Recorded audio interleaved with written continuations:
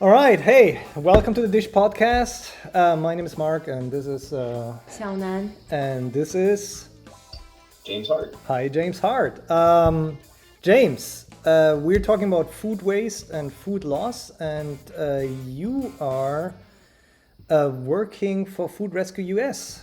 And can you tell us a little bit more about what you do there? Sure. So I joined the team at Food Rescue US in December of last year, and I serve as their director of development. So that means that really, I think the biggest component of that is helping raise money for the organization through corporate partnerships, grant writing, individual solicitations, major gifts, all that stuff. But it's also really fun too because in that role I get to have a pretty strong hand in sort of the direction and strategy and growth of the organization too. Because we gotta pay to do those things. So it's really fun. So I also like not only do I get to do that part, but I also get to sort of be one of the folks that's helping to some kind of a hand on the wheel in the direction that we're going as an organization. All right.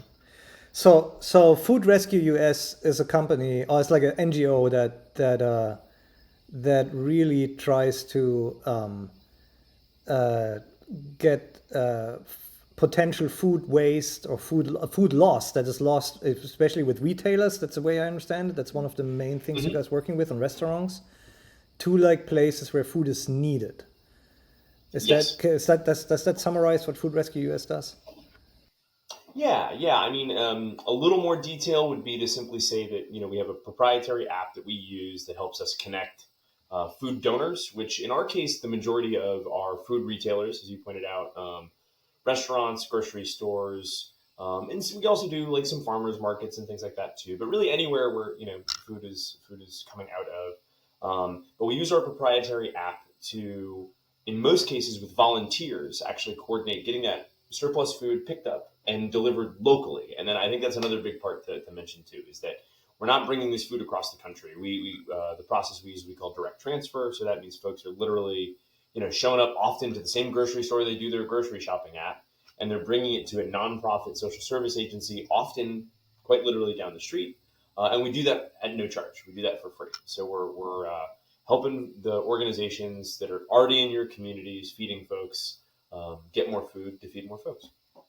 So since we already talked about the proprietary app, could you elaborate a little bit more? Like, what's the feature of this app? Like, what's so special that, in a way, that helps the work that you guys are doing like more efficient? I think it does it has distinct advantages depending on where you sit sort of in the cycle. So I do rescues myself. And one of the things that I really like as a user, as a volunteer, right, is so I can pull it up and I can see all the rescues that are available in my area, right? So it uses my zip code to figure out what's sort of within a reasonable distance. Zip codes are the main sort of organizing metric that we use for that geographically. And I can see what's available. I can pick them myself, and I can see the times that are associated with them, how big they are. So, do I need my truck? Can I, drive my wife's car? Whatever the case may be. And then it also provides me with just like myriad instructions. Oftentimes, like one of the ones I've done on quite a few occasions is Fairfield University down in Fairfield, Connecticut. We pick up from their catering department.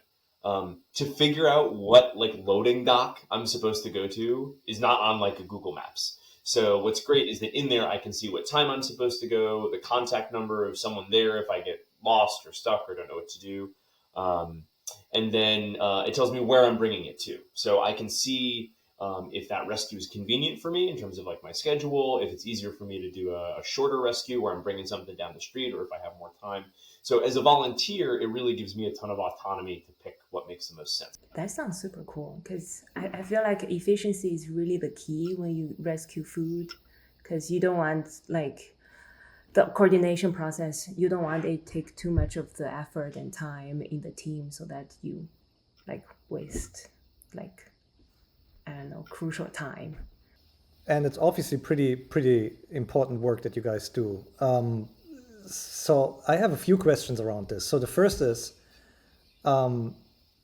you're trying to offer those, or like all those services are offered for free. That's my understanding. So you're the food rescuing, and how, how much of the iceberg, if you see like a food waste as is it just the tip of the iceberg, or are you actually drilling underground, or how much is there that you actually can take off the critical methane emissions, for example, or the critical needs that there is in the community to have actually access to like nutritious or to food in general. So, but those are a lot of questions. So I would start with the first question about around the funding, and then we can probably move into like what you think is what you guys do and what you think is still needs to happen. Yeah, those are both great questions, and yeah, you honed right in. Like, I mean, Mark,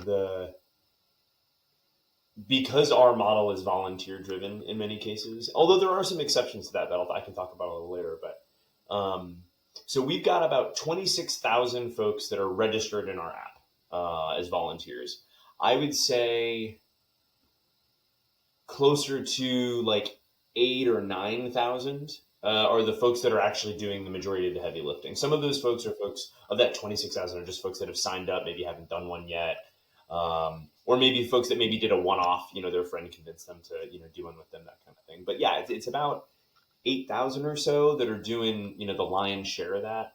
And yeah, that's a key component of our model. It needs a lot of dedication to do this. I mean, you have to be dedicated to actually not just sign up, but to also to get out and do it. So yeah. Oh yeah. And there's a wide variety there too, right? Like we've got folks that, maybe do a rescue once or twice a year, around the holidays, let's say. That's when that's sort of on their mind and they've got that free time. That also happens to be a time where there's a lot more, food moving around and that kind of stuff. But then we also have, so our folks in many cases are able to what we call adopt a rescue. So that means they build that rescue on sometimes it's weekly, sometimes it's multiple times a week, sometimes it's every day. But again, I think, one of the ways that we help support that is by giving them a ton of autonomy as to picking ones that fit for them. So like the example I like to give folks all the time is like, we got quite a few folks that do rescues. They drop the kids off at dance class, right? And they go around the corner to the local, the local Costco, do a pickup, bring it down to the street to the social service agency, and they're back in time to pick their kids up, right?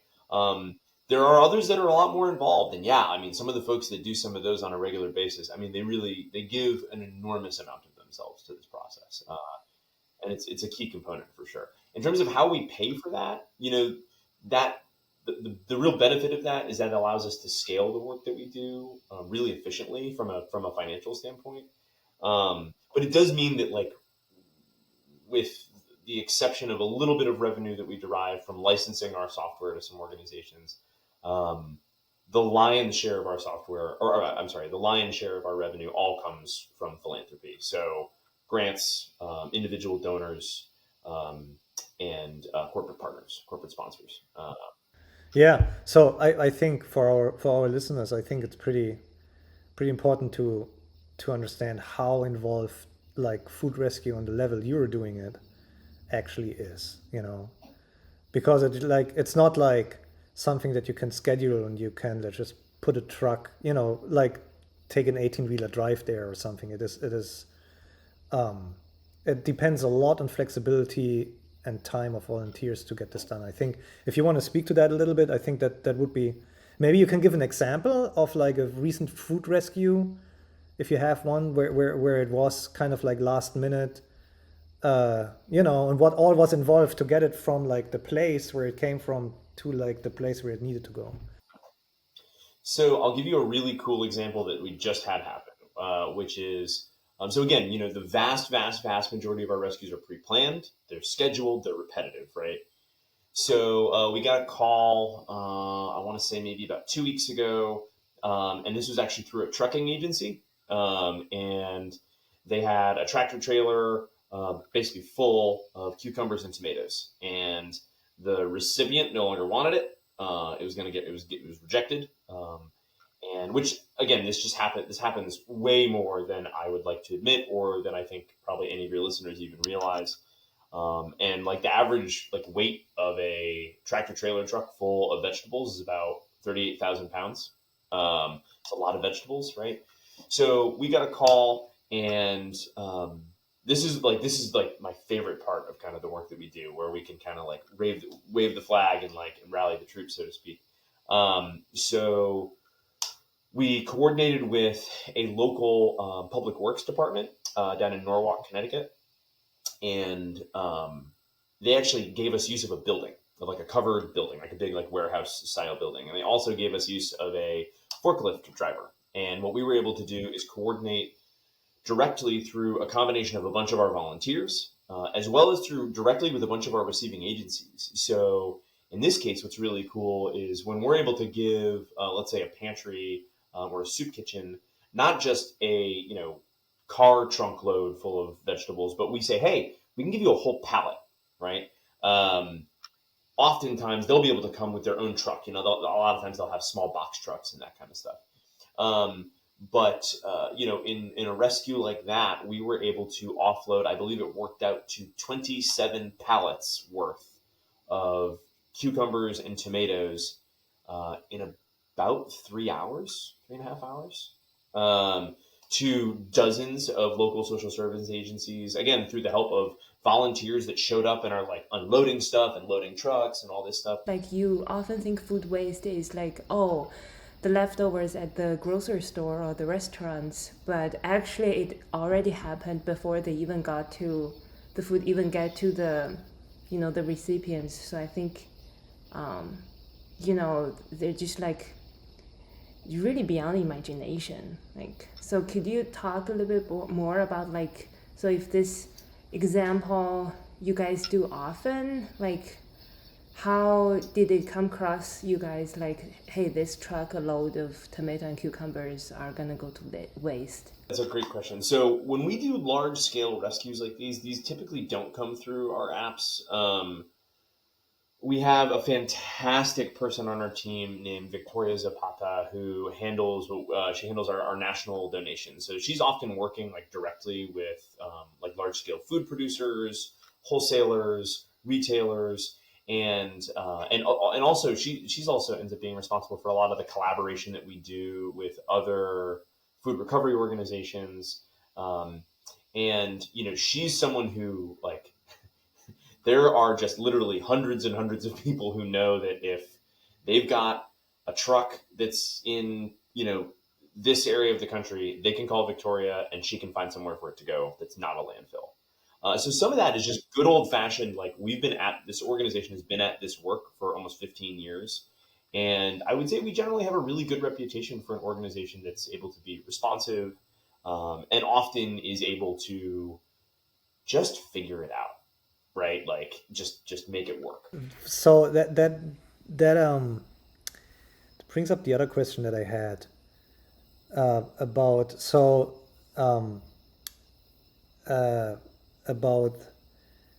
the amount of food that you think you guys can't recover or not getting your hands on versus the amount of food that you probably recover. Do you have like a good sense of, let's say, how many companies are not even interested in using the food rescuing because of this? If they have to get a truck where you guys are at, or they have to bring a forklift or whatever, that might be already too much for them. Versus, what is driving those companies to do this? And I know that's not an easy answer. But what are the main motivators for like current companies to rescue food versus throwing the food away, Mm-hmm. No, that's a great question, so there's two important things we got to acknowledge. One is just like the scale of food waste, right? So you're talking about 38% of all the food in the United States ends up in a landfill. 38%. Staggering numbers. I mean, it's just crazy to think about how much food. Every time we talk, this is like our 6th episode. Every time we talk about this, it comes up like 35. Some people say 35, others say 40%. But just that number itself is just staggering to me. And then people like you or food rescue or like the food recovery industry does such an important work, but it's so involved. It's so time and human resources extensive. So it's like the question is how much can even be recovered using that approach, versus like how much was probably never recoverable using that approach. Yeah, so that 38% ends up working out to a number that's somewhere, I've seen a variety of different estimates, but somewhere between like 120 and 150 billion pounds of food, billion with a B, right? Um, and yeah, like it is, it's hugely involved. But and I don't know if you all have ever seen, the Department of Agriculture puts out this great, it was a pyramid, now it's kind of a U-shaped sort of diagram, but it's basically the priorities of where food waste comes from and like what are the best things to do with it, right? And the top one on that list, and where just an enormous amount of the waste comes from, is in the production process itself, right? So that's, you guys ever heard the, I jokingly call it the parable of the three tomatoes? Uh, but it's basically that, so for every three tomatoes that are grown, one ends up in the store, right? So one is either like damaged in shipment, gets smushed, gets eaten by a bird, whatever, so it can't get sold. Another one is just not nice looking enough to end up on a grocery store shelf, right? And then the third one gets sold. So like right off the bat, particularly when you're talking about produce, there's just an enormous amount of waste on the production side, right? And for better or for worse, there's certainly some debate to be had here. In some cases, we incentivize that, right? The government provides subsidies to farmers to help control prices of stuff. Um, but but the next piece down. So when they say, if you really want to solve food waste, the number one thing is we have to get production tightened up.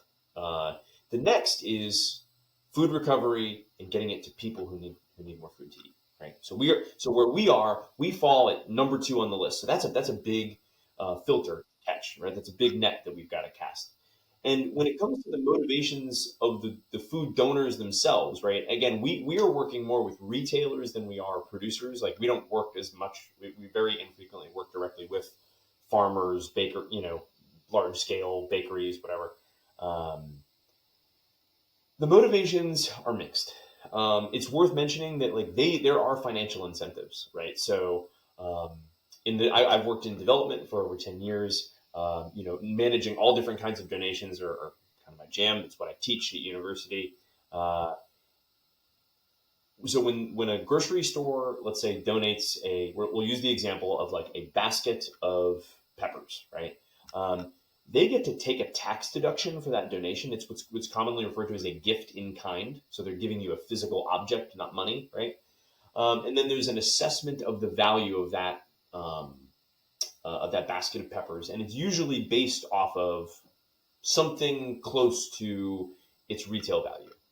The last motivator and I'd say honestly, the one that we run into the most challenges with are the public optics, right? Because there's kind of two sides to that I think can get a little sticky for places. So one, like I don't think the average American in most cases has a real understanding of the scale of food waste, and I think I've gotten the sense that some of these retailers are a little nervous that if they say, "Hey, we're donating this surplus food," then people are going to go, "Well, how much surplus food is there?" Right? And then they have to have this very sticky conversation about the remarkable scale of it, right? And often how much of Mark, you said sort of tip of the iceberg earlier, like how much that basket of peppers really might feel really good in the moment, but it is just the tip of the iceberg. uh, you know, in the sheer amount, like if you look at the problem itself, if you look at like the huge amount of the problem, the question is that like a good approach, or what would it take to really rescue, instead of like, let's say, I just throw out a number, maybe it's the wrong number, but let's say rescue from off all the food waste that is happening on the retail level, you may be rescuing 10%. Okay. So what would it take to go to 50 or 60%? Is that even possible with a model like you guys are running, or would you have to, what kind of changes would it need? In your opinion, just your So opinion, Yeah. no, that's a Mark. That's a great question. That's a really great question. So I would say so. Two answers. One, like for Food Rescue US specifically, our model inherently, like we are not designed to be a multi-billion pound scale, entity. Like a lot of what we do are sort of filling in the gaps, right? And but I would say, so organizationally, I don't think that's ever viable for us, right? I do think though that we could be capturing a lot more of it, and part of where I see an important component of that, kind of coming out of, is in states starting to actually craft real legislation around this. I think, frankly, like taking the option away from the retailers to say, no, you don't get to, like, this isn't something you opt in or opt out of.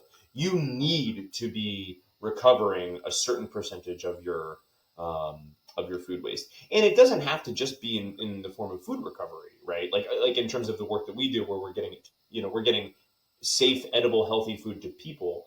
But in that same chart that I was referencing earlier, lower down on that, there's things like compost style methane capture for power production. There's using it as animal feed, composting, et cetera, right? So there's a lot of different ways that we can do that. But I think at the end of the day, it really comes down to states. And I'd love to see some federal legislation on this at some point. I think it's a ways off. Unfortunately, I think, a lot of the entities that are, because this will cost them money. This will cost, these retailers money to do this, especially at the scale that we would need to really, really move the needle. So I think the only way to do that is for them to make them do it, and we're seeing that happen, right? Like the state of California has already done that, or has recently begun doing that. New York State similarly. There's legislation in the works in a whole bunch of places. Whether it will pass in various places and whether it will have enough teeth to actually get anything done, I think we have yet to see.